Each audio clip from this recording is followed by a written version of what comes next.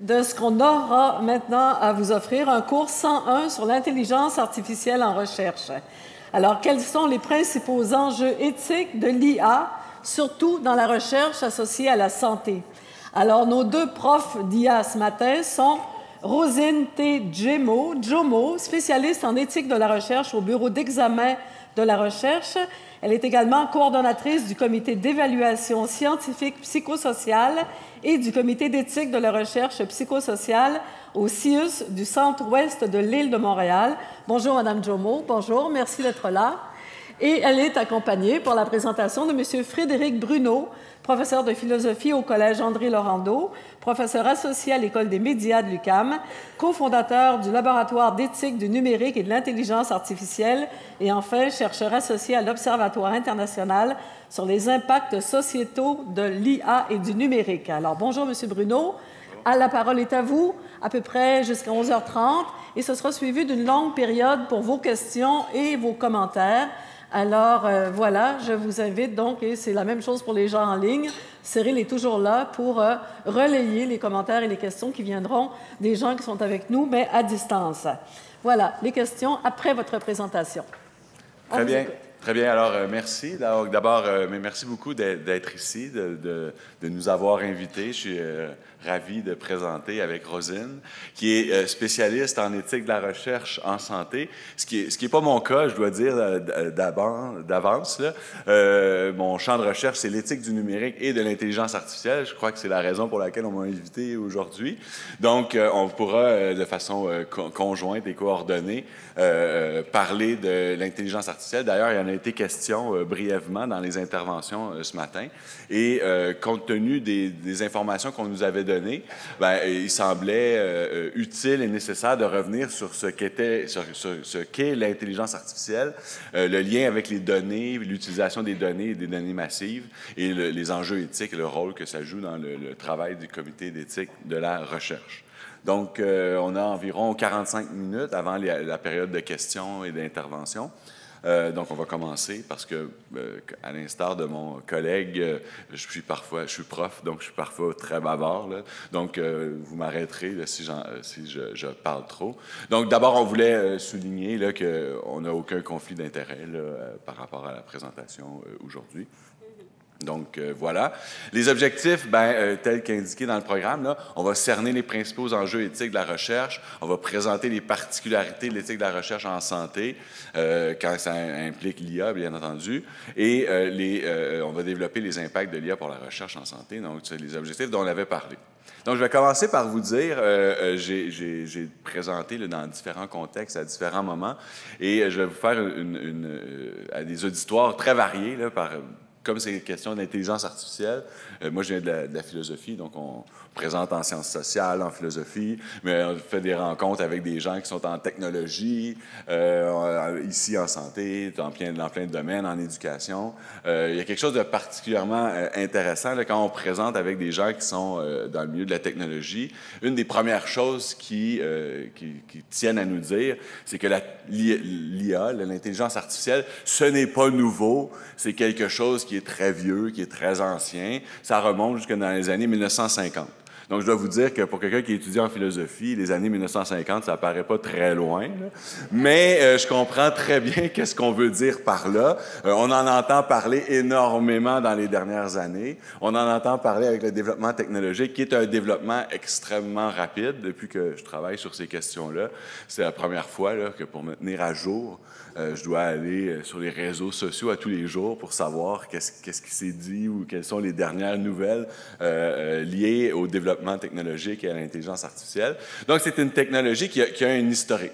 Donc, simplement là, pour le présenter très, très, très brièvement, comme on aime le dire, là, ça remonte aux années 1950. Donc, il y a eu un groupe de chercheurs là, multidisciplinaires qui se sont réunis après la Seconde Guerre mondiale. Donc, c'est associé avec le développement militaire là, de la Seconde Guerre mondiale. Et par la suite, on a voulu créer une machine, reproduire artificiellement l'intelligence humaine. Puis à ce moment-là, on pensait qu'en l'espace de quelques années, on y arriverait. Là. Force est de constater qu'on n'y est pas arrivé encore et qu'on n'y arrivera peut-être jamais. Donc, on reviendra là-dessus peut-être un peu tantôt. Mais ce qu'on voulait, c'était créer des machines qui pouvaient penser. Et donc, on a réuni des psychologues, des neurologues, des éthiciens, des philosophes, des spécialistes en psychologie, en sciences cognitives. Et on a cherché à travailler sur ça. Et pour présenter très brièvement l'historique de l'IA, ben là, il en existe toute une panoplie, là, mais on peut dire qu'une des caractéristiques de l'IA, c'est qu'il y a eu ce qu'on appelle des hivers de l'IA, donc des moments où on a ralenti la recherche là, et le travail sur l'IA. Donc, vous le voyez là, à l'écran comme moi. À partir des années 70, ce premier programme là, qui avait été lancé dans les années 1950, c'est un peu essoufflé. Et ce n'est que dans les années 80 qu'on a eu un renouveau de l'IA, mais avec le développement de systèmes experts. Donc, les systèmes experts, qu'est-ce qu'ils font?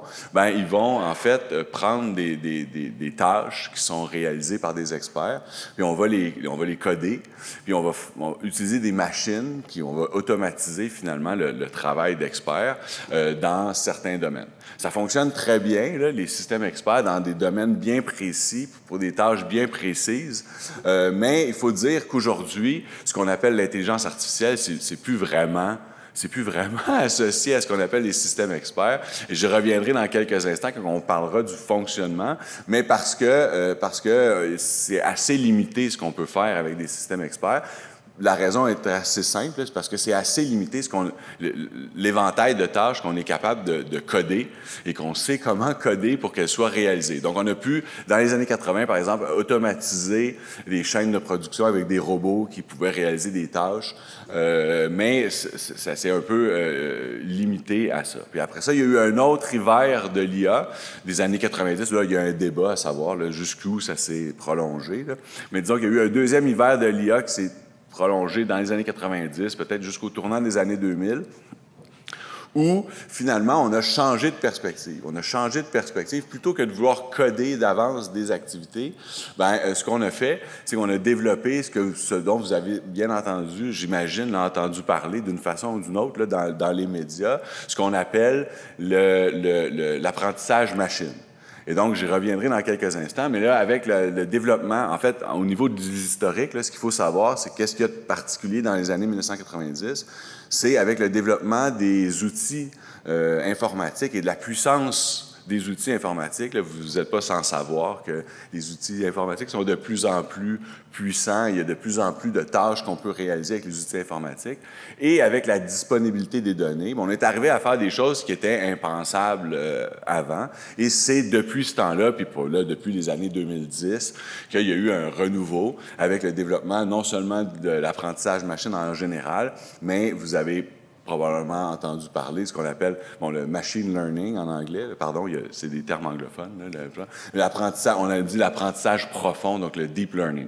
Donc, c'est dans cette renaissance de l'IA, si on veut. Là, c'est un nouvel été de l'IA. On dit même parfois, là, à la blague avec ma collègue Andréane, c'est même une canicule de l'IA, parce que là, on entend parler de l'IA partout, puis il y en a partout, puis on l'utilise de plein de façons.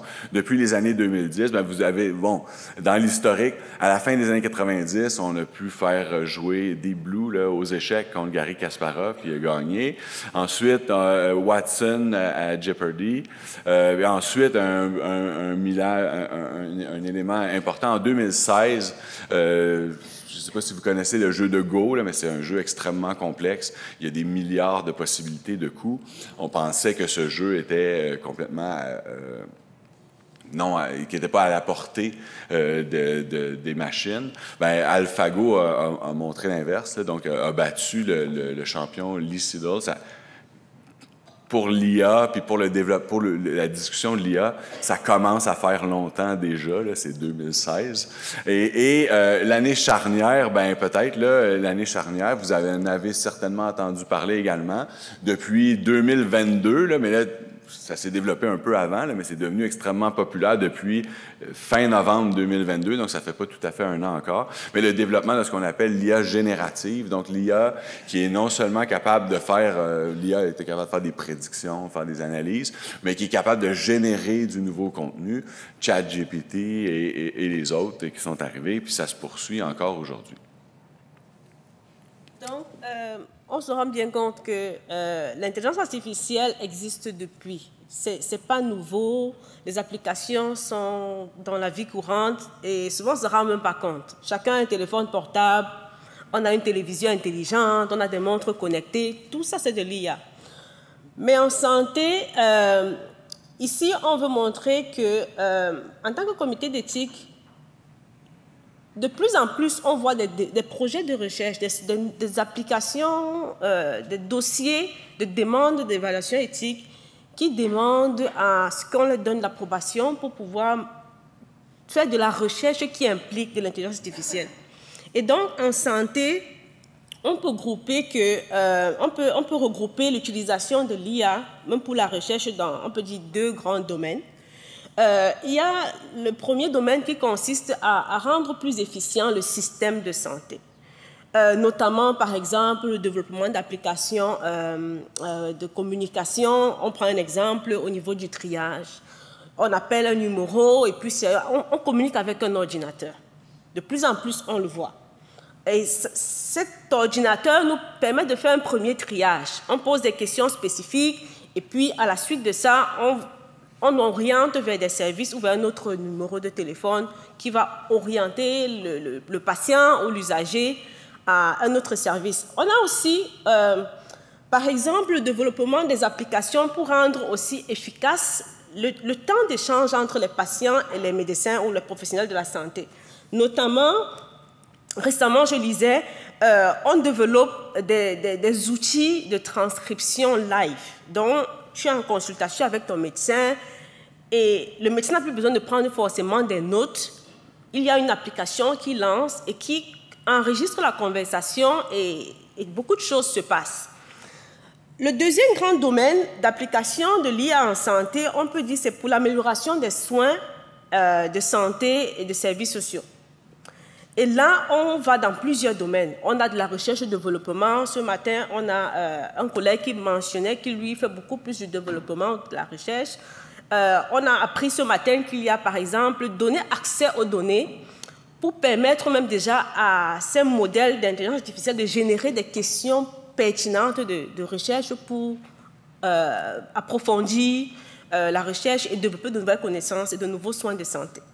On a aussi la détection, le diagnostic de nouvelles maladies, notamment développer des outils pour mieux lire les images, des clichés d'imagerie médicale, des outils pour mieux comprendre et faire la corrélation entre des données vidéo enregistrées par des robots chirurgicaux avec les données existantes.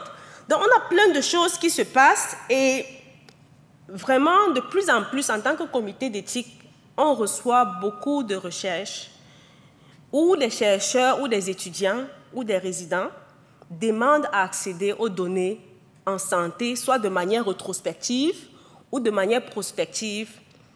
Et on a des portées, des dimensions intelligence artificielle qui font souvent comme peur. En tant que comité d'éthique, donc c'est pour montrer que c'est vraiment réel. L'intelligence artificielle en santé, c'est plus une question qu'on va mettre à côté, il faut l'adresser. Très bien. Alors,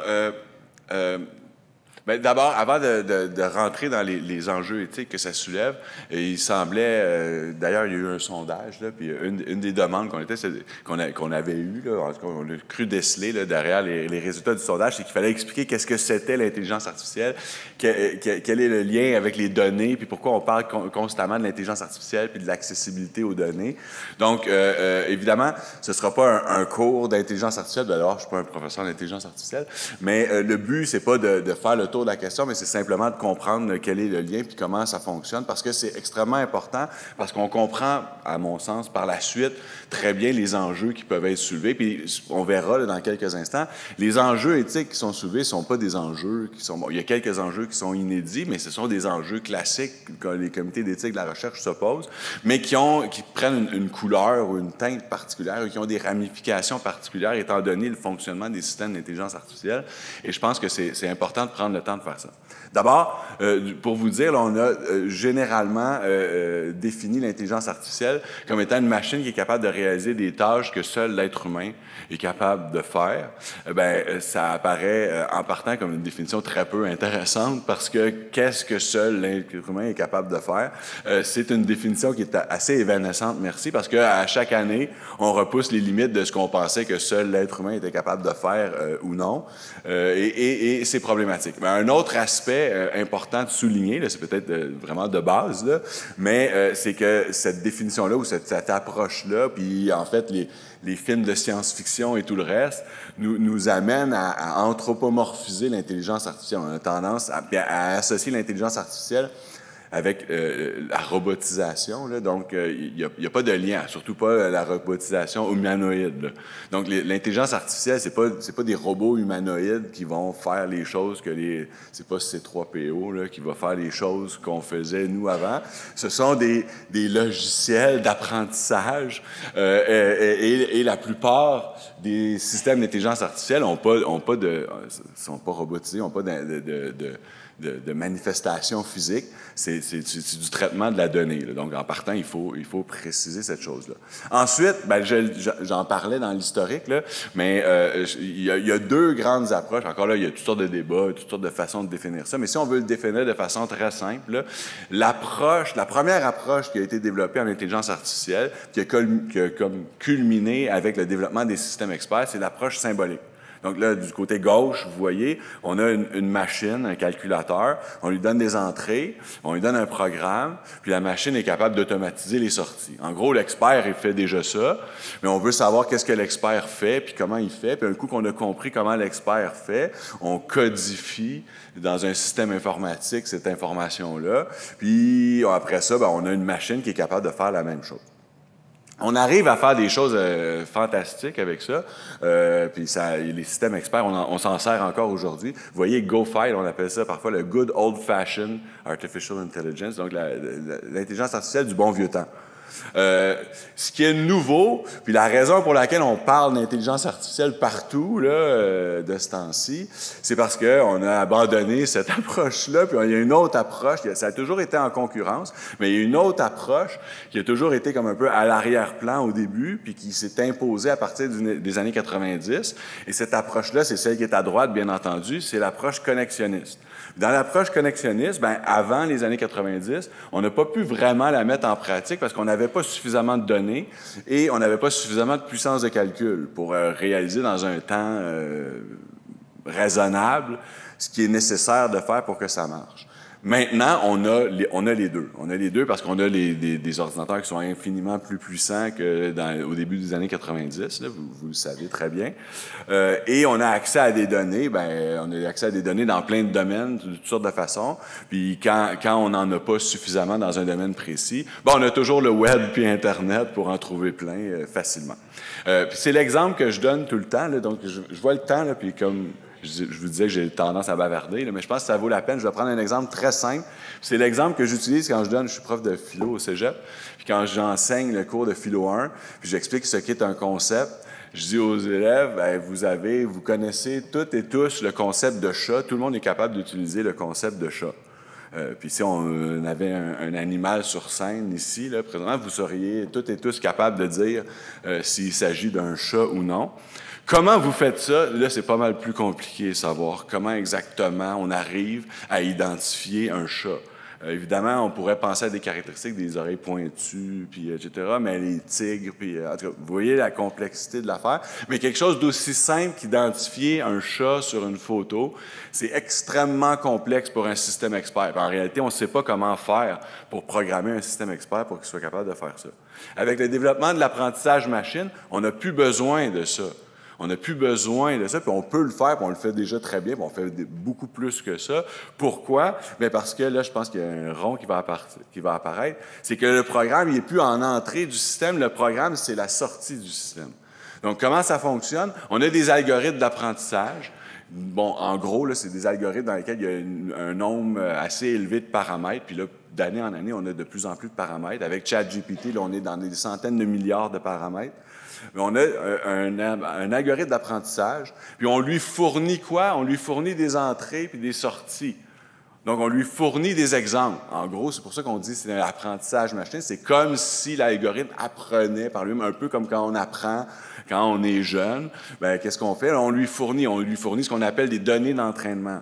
Bien, une photo, ça, c'est un chat. Une autre photo, ça, c'est un chat. Une autre photo, ça, c'est pas un chat, puis etc.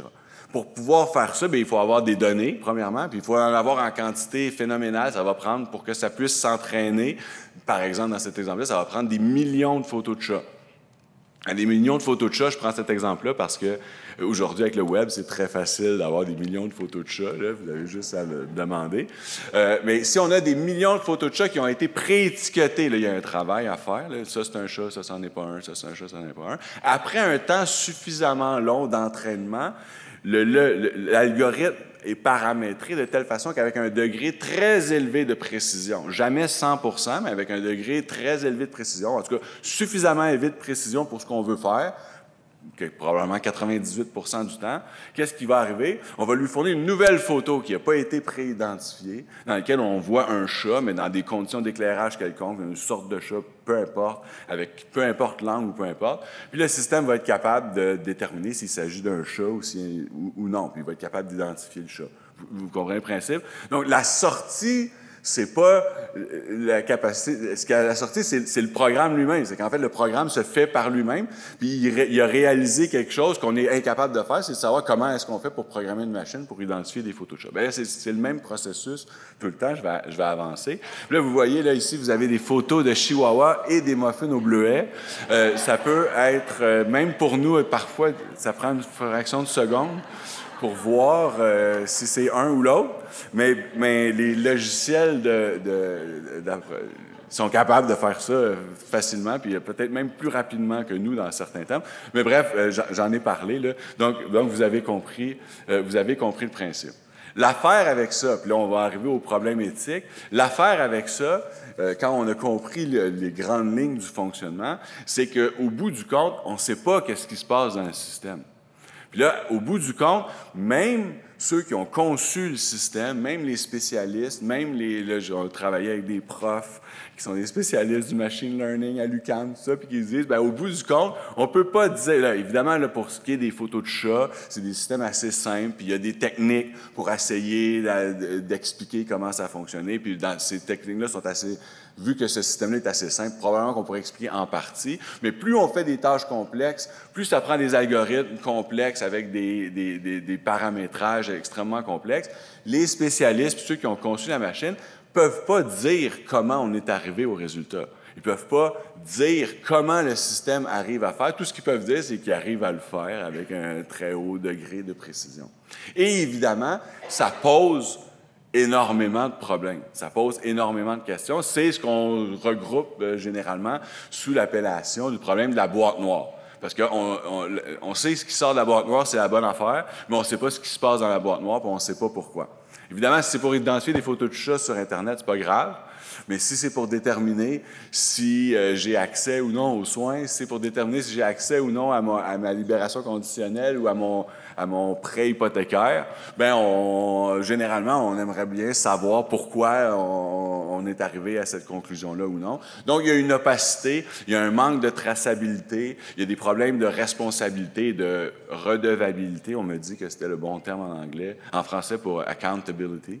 Donc, on a des problèmes à savoir quelles informations ont été concluantes, quelles informations dans les données d'entraînement ont été concluantes. Puis il y a toutes sortes de problèmes aussi liés à quelles données d'entraînement on a utilisées. Est-ce que le système est influencé d'une façon ou d'une autre par les données d'entraînement? Je pense qu'avec cette courte présentation, on entrevoit déjà le genre de problème. Et c'est le genre de problème qu'on va rencontrer quand on utilise l'IA en recherche en santé. Donc, on y arrive, inquiétez-vous pas. Donc, bien entendu, quand on utilise l'IA en santé, en recherche, bien, on va rencontrer toutes ces questions-là, tous ces problèmes-là, et bon, moi, je ne suis pas un spécialiste, là, puis mais de ma compréhension, les comités d'éthique de la recherche ont à se poser ces questions-là, puis à envisager ces questions-là qui vont se poser, puis qui vont se poser probablement, on peut le prédire, là, sans trop se mouiller, de plus en plus à l'avenir, parce qu'on utilisera de plus en plus ce genre de système-là, puis il y a de plus en plus d'outils qui seront proposés pour mener de la recherche. Puis là, bien, je sais que la première affaire qu'on veut soulever, c'est au moins en partie controversé, là, puis on l'a appelé comme ça, là, peut-être. Bon, on dit souvent, le comité d'éthique de la recherche n'a pas à se prononcer sur la pertinence de la recherche, là, en tout cas, c'est pas son rôle premier, mais force est de constater que d'une façon directe ou indirecte, cette question-là va quand même se présenter ou s'imposer de façon insidieuse dans les travaux des comités d'éthique de la recherche, parce qu'on peut se poser toutes sortes de questions, à savoir, d'abord, comme vous le voyez à l'écran, là, sur la pertinence de l'utilisation des outils d'intelligence artificielle. Là, ça, c'est quand même fort important de le souligner, là, en santé, en recherche en santé, comme dans tous les domaines, là, il y a aussi un effet nouveauté puis un effet technologie. C'est pas parce que c'est nouveau puis c'est de la technologie que c'est nécessairement meilleur, là, donc il faut quand même réfléchir, parce que ces outils-là, comme on vient de le voir très rapidement, mais qu'on le verra là, par la suite, posent toutes sortes de questions, soulèvent toutes sortes de risques pour les participants, donc il faut quand même que ce soit pertinent de les utiliser. Par ailleurs, ce qui semble être important là, de souligner, c'est que, en fait, des systèmes d'intelligence artificielle, il en existe toute une panoplie qui vont réaliser toutes sortes de tâches. C'est une question extrêmement pertinente de se poser la question si on utilise le bon système pour la bonne tâche et si on utilise un système qui est le plus efficient pour réaliser cette tâche-là en minimisant les risques, en minimisant les données qui doivent être recueillies, qui doivent être collectées. Donc, c'est une question extrêmement pertinente qui devra être soulevée. Par ailleurs, il y en a été brièvement question ce matin dans l'intervention de Pierre-Luc Désiel, mais je tiens à le souligner, ce n'est pas le gros du sujet là, aujourd'hui, mais c'est quand même des questions importantes. Les outils d'intelligence artificielle, puis l'utilisation des données massives pour faire de la recherche, si on veut, soulève des problèmes de nature, je vais sortir un gros mot, là, des problèmes de nature épistémologique, c'est-à-dire qu'on est de plus en plus en présence d'une modification de la façon de mener de la recherche. C'est-à-dire que, on en a parlé brièvement ce matin, là, il est possible que de plus en plus on arrive sans avoir une question de recherche bien arrêtée, puis qu'on veuille un peu aller, si j'étais une mauvaise langue, à la pêche, en prévoyant qu'on pourra, par exemple, rendre plus efficiente la gestion de dossiers ou peu importe. Bien, on va analyser des dossiers, mais on ne sait pas exactement quelles données vont être pertinentes, mais avec des outils de machine learning et de deep learning, on pourrait penser que ces outils-là, en fait, avec le deep learning, la différence, c'est qu'on n'a même pas besoin d'anticiper les patterns. Là. Les logiciels peuvent détecter des patterns qu'on n'a pas anticipés dans des vastes ensembles de données. Mais vous voyez le problème, là, ça pose des questions. On inverse la démarche traditionnelle ou conventionnelle de la recherche, plutôt que d'arriver avec une approche hypothético-déductive. Voici les hypothèses, voici les données, puis on veut montrer ou confirmer ou infirmer telle chose. Bien là, à ce moment-là, on veut collecter des données puis analyser des données avant de savoir exactement le détail de ce qu'on veut chercher. Puis ça peut poser toutes sortes de problèmes sur l'évaluation des projets de recherche, puis l'évaluation éthique. Par ailleurs, vous l'avez compris, quand on utilise les outils d'intelligence artificielle, on veut collecter plein de données pour pouvoir mettre en œuvre les outils, les faire fonctionner. Ça soulève toutes sortes de questions, à savoir toutes les données qu'on va recueillir, est-ce qu'elles sont suffisantes, est-ce qu'elles sont insuffisantes, est-ce qu'elles sont nécessaires, excessives. Et là, c'est pas indiqué là, mais les travaux dernièrement là, m'ont dit. Par ailleurs, il y a une autre question qui va se poser. Il y a de plus en plus d'outils d'intelligence artificielle qui permettent de créer des données synthétiques. Donc, à ce moment-là, à partir d'un nombre plus restreint de données réelles, on peut générer des données synthétiques pour avoir un bassin de données suffisamment grand pour faire fonctionner un outil d'intelligence artificielle.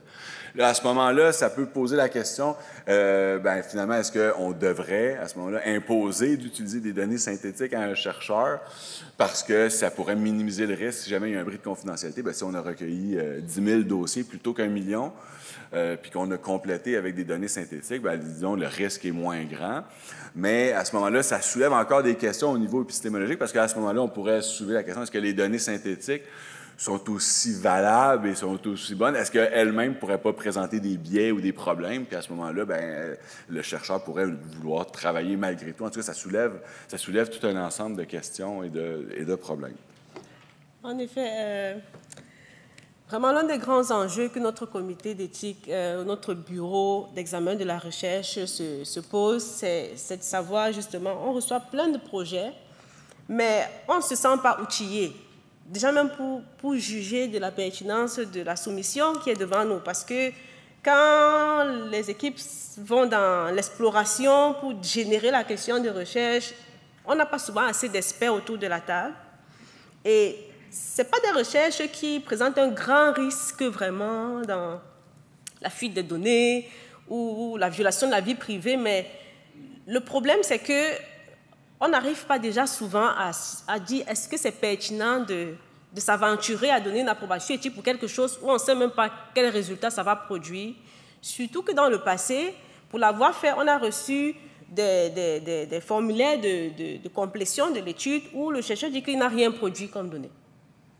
Comme résultat, il a exploré des choses, il a utilisé des données, mais il n'a rien produit. Et puis ça soulève des questions. La prochaine slide, s'il te plaît. Ouais.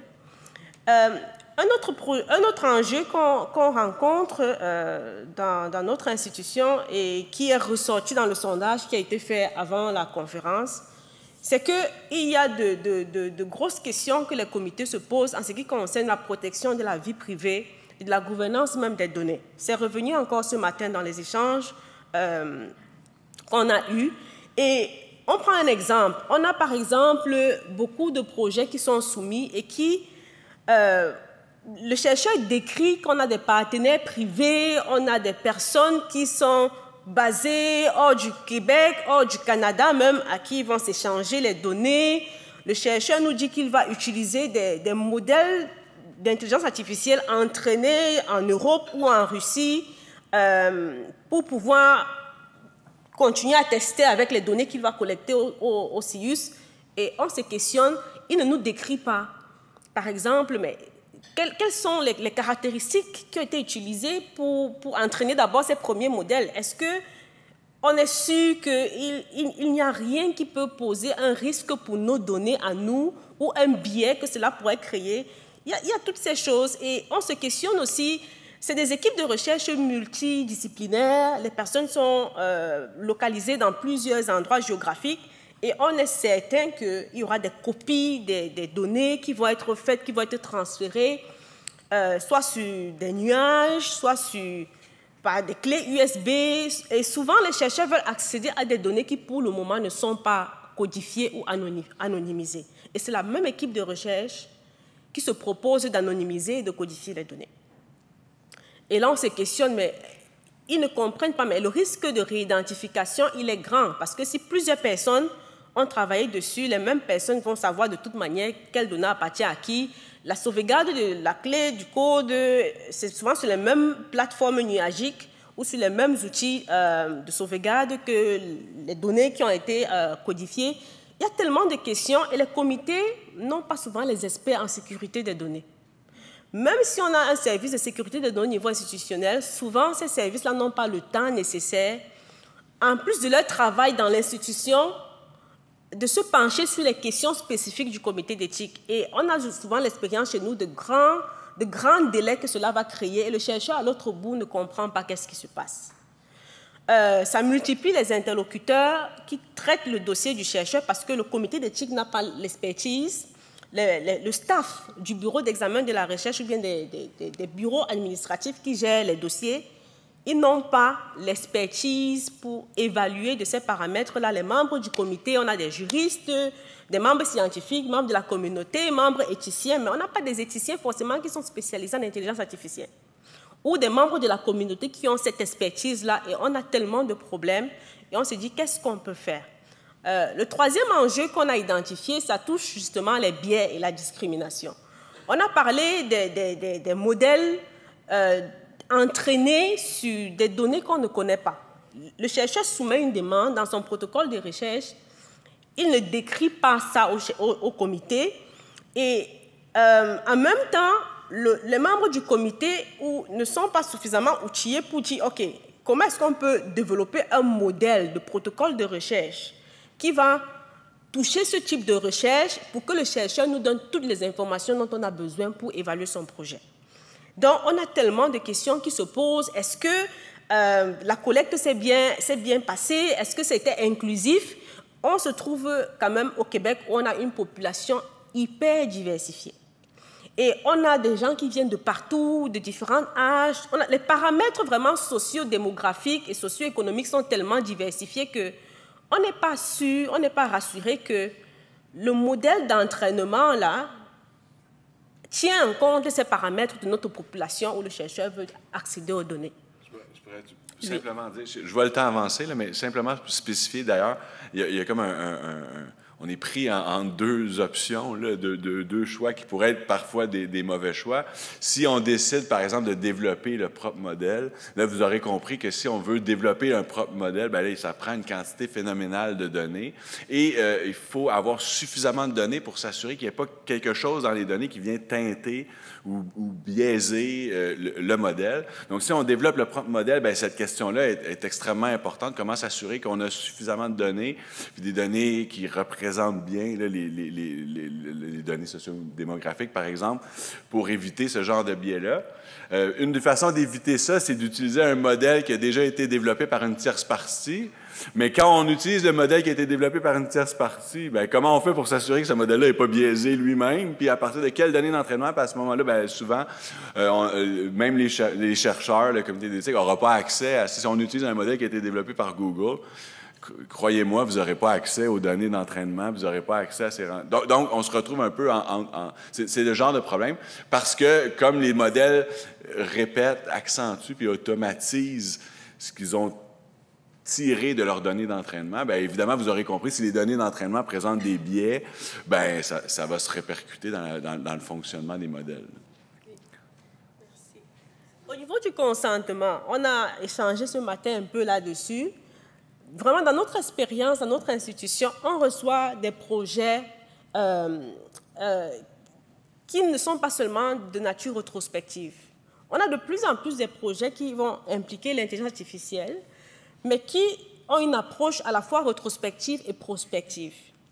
Et on a carrément aussi d'autres projets prospectifs qui peuvent ne pas sembler impliquer l'intelligence artificielle. Mais je vais donner un exemple. On a par exemple des projets... où le chercheur, c'est quoi, en sciences sociales, ou travail social, ou je ne sais pas trop quoi. Et le chercheur dit que, OK, on a découvert un outil de collecte de données qui enregistre des audios. Donc, le logiciel, c'est sur un téléphone, tu le connectes à ta montre connectée, et les participants de la recherche seront appelés à enregistrer leur narratif. Comment est-ce qu'ils se sentent? Qu'est-ce qu'ils pensent de ceci ou de cela sur cette application? Mais le serveur est totalement géré par une compagnie privée. Et on s'est rendu compte que cette application a une composante de pouvoir faire de la connexion.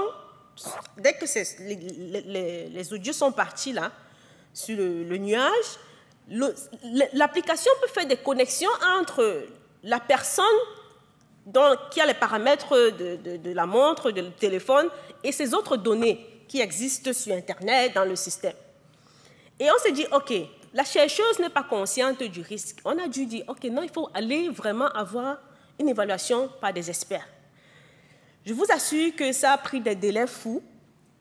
On a eu beaucoup de situations tendues, mais au final, l'experte en sécurité des données nous a dit, effectivement, ce logiciel est un peu comme, je ne vais pas dire dangereux, et il faut que la chercheuse nous garantisse de manière formelle que la caractéristique ou bien la propriété de l'intelligence artificielle sera bloquée.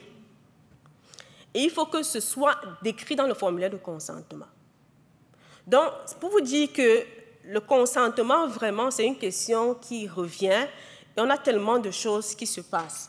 Oui, simplement pour compléter, dire, d'abord pour le consentement, c'est toujours la même question, de savoir est-ce que les gens comprennent véritablement à quoi ils consentent, puis est-ce qu'on leur a expliqué véritablement à quoi ils consentent.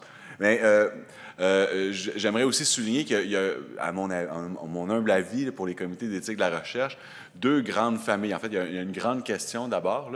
Il y a l'utilisation des systèmes d'intelligence artificielle dans l'analyse des données. Ça, c'est une chose, mais il y aura aussi, puis il y aura peut-être de plus en plus de recherches dans lesquelles les participants vont interagir directement avec des systèmes d'intelligence artificielle. Puis à ce moment-là, ça pose toute une série de questions, savoir est-ce qu'ils savent vraiment qu'est-ce qu'il y en est, est-ce qu'ils comprennent vraiment comment ça fonctionne, est-ce qu'ils savent qu'il s'agit d'un système d'intelligence artificielle, par exemple un agent conversationnel, par exemple, ou peu importe. Là. Donc il y a tout cet ensemble de questions là, fort importantes qu'il faut souligner, et ça vient modifier grandement l'idée de consentement. Puis là, je vois qu'il reste quelques minutes. Et on a presque terminé.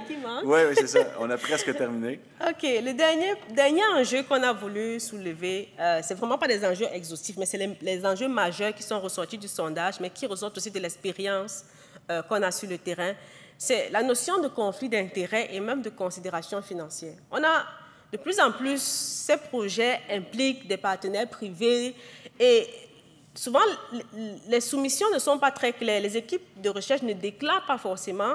Est-ce qu'il y a une visée de patenter le produit qui va ressortir de la recherche? Est-ce qu'il y aura une sorte de valorisation à visée commerciale?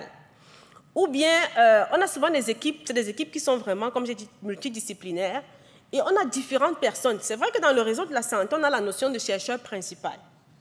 Mais on a aussi la notion de collaborateur, co-chercheur, et souvent, on a tout un tas de personnes qu'on met dans ce sac. Et on a souvent des compagnies privées ou des cliniciens ou des chercheurs qui sont en même temps actionnaires dans la compagnie qui est en train de développer la technologie. Et à ce moment-là, on se questionne aussi, il y a des enjeux éthiques, parce que souvent, le chercheur ne comprend pas que le participant doit être au courant de ça, ou même que l'administration doit être au courant de ces enjeux-là, de ces conflits d'intérêts ou de ces dimensions qui dépassent souvent l'évaluation classique qu'on peut faire de certains projets. Donc, ça nous amène, notre réflexion sur les enjeux nous a aussi amené à nous dire, OK, on ne va pas juste vous parler des problèmes, parce que nous-mêmes, les problèmes nous dépassent. Moi, en tout cas, je me suis dit, notre institution, on s'est dit, on aimerait participer à cet atelier. Je suis la porte-voix du bureau d'examen de la recherche au CIU Centre-Ouest et du comité d'éthique, des deux comités d'éthique qui évaluent les projets qui touchent à l'intelligence artificielle. Mais on s'est dit, on va aussi peut-être contribuer, et puis ça va ouvrir la voie sur la discussion, à quelques pistes de solutions. Et vraiment, c'est la dernière slide ici, on s'est dit, OK, voilà les 5 principaux enjeux qu'on a relevés.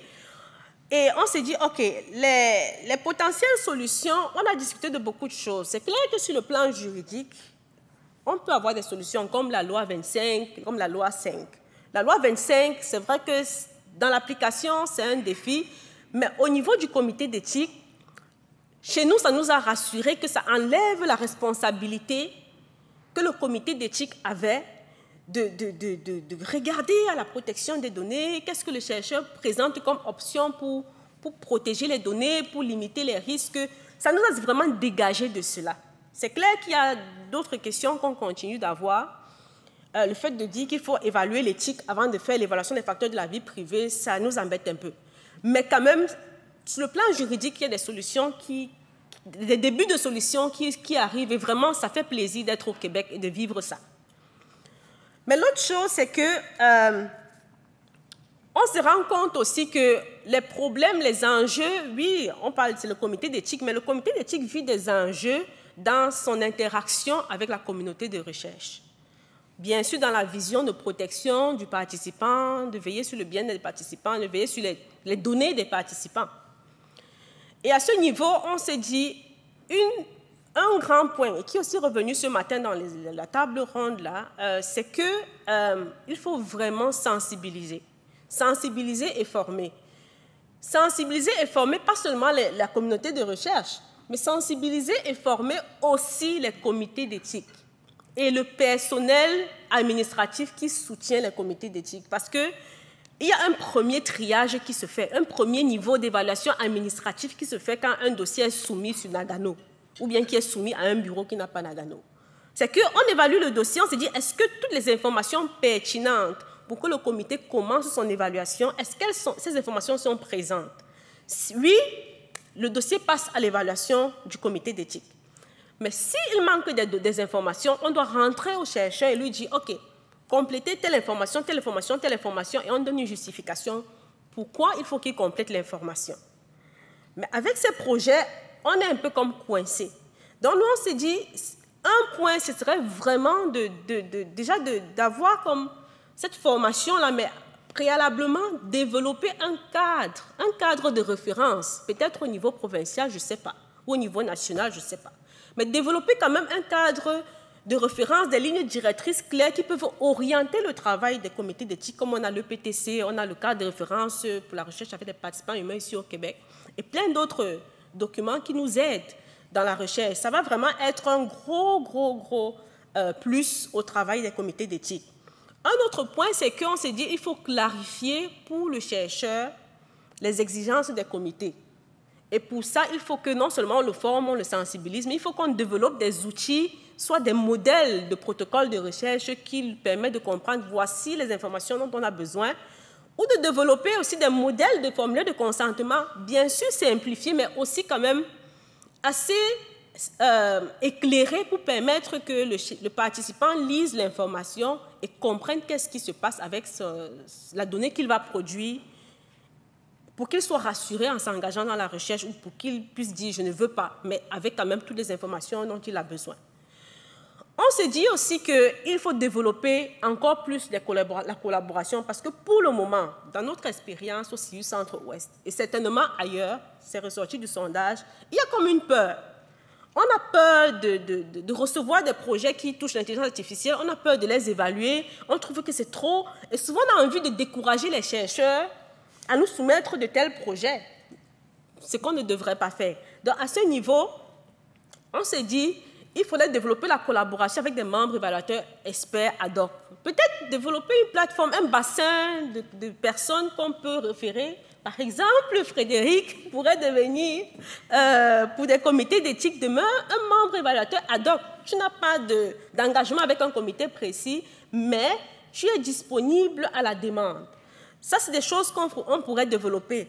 Et bien sûr, mettre à jour une politique institutionnelle sur les conflits d'intérêts, parce que de plus en plus, on voit des choses qui nous font peur, et souvent, on se dit, okay, est-ce qu'on a le droit d'autoriser ça? Parce qu'on voit souvent des connexions entre des chercheurs principaux avec des intérêts dans les compagnies privées, et on se demande, mais ce n'est pas déclaré, mais ce n'est pas à nous, ce n'est pas le rôle du comité d'éthique. De pointer ça, de résoudre ces problèmes. On a vraiment besoin de plus de soutien à plusieurs niveaux. Et bien sûr, le partage d'expérience. Moi, je vais dire, il ne faut pas avoir peur. Pour conclure, il ne faut pas avoir peur des projets qui impliquent l'intelligence artificielle. Il faudrait les embrasser, mais aller chercher de l'aide. On a la plateforme de communauté des pratiques, c'est excellent. Moi, je trouve que c'est très bien ici au Québec. Et on peut écrire, on peut envoyer un courriel, on peut appeler, on peut se dire, OK, on manque d'expertise, on a besoin de soutien ici, on aura cette aide-là. Et le mot ce que moi j'ai retenu de ce matin, c'est le travailler ensemble. Souvent, ces experts ad hoc, c'est ces chercheurs qui comprennent ces affaires et qui nous soumettent ces projets à évaluer. Peut-être pas pour leur projet, mais pour d'autres projets, on peut aller vers eux. Voilà. Donc, alors, je pense que c'est le mot sur lequel on va enchaîner. Oui. On va travailler ensemble parce que la période de questions, je pense que vous en arriviez, c'est votre conclusion. Je vous invite à laisser cette image-là à l'écran.